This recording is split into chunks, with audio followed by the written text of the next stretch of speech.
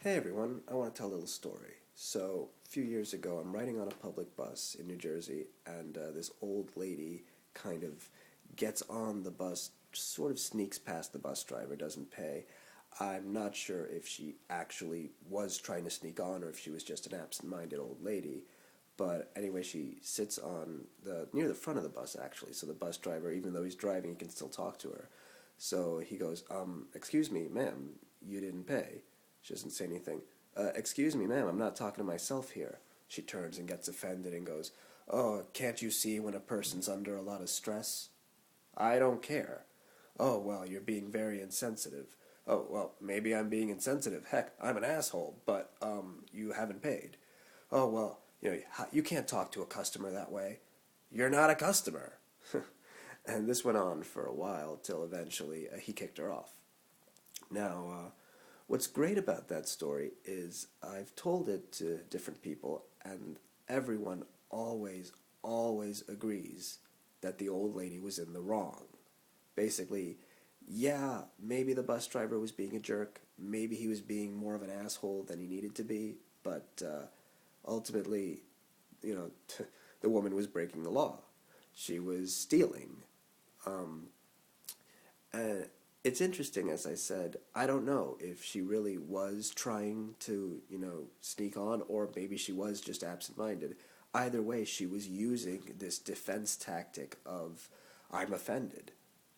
And so interesting, that's how it works. And the thing is, everyone does that. Even I remember as a little kid, like, I'd be caught doing something wrong, and I'd be like, okay, you don't have to be so mean about it. It's this sort of tactic. You try to move the emphasis away from whether or not what you did was wrong to, well, maybe it was wrong, but what you're doing is far more wrong by catching me and giving me a hard time about it. Likewise, you see the same behavior when people try to defend the Catholic Church. Like, oh, you guys are going to bring up the child molestation thing again. That's all you guys ever talk about.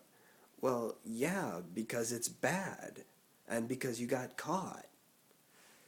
Uh, it's ultimately what I find funny is that's why the Catholic Church covered up what they did. Their mentality was, well, maybe it was wrong, but if we get caught, they're really going to give us a hard time, and that'll be even worse. So let's cover it up, which is ultimately a bigger crime.